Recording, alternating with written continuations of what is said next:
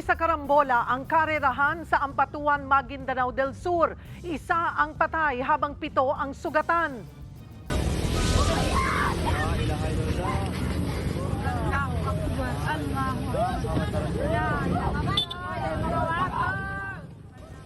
Base sa investigasyon, nasa 10 kabataang nakamotorsiklo ang nagkarerahan. Isa sa mga motor ang sumalpok sa tricycle at nadamay ang mga kasunod pang motor. Sa lakas ng impact, tumilapon ang mga biktima. Isang binatilyo ang dead on the spot. Agad dinala sa ospital ang mga sugatan, kabilang ang driver ng tricycle. Iniimbestigahan na yan. Mga kapatid, Cheryl Hosing po. Maging maalam at may pakialam sa mga napapanahong issue at headlines. Mag-follow at mag-subscribe na sa social media pages ng News 5.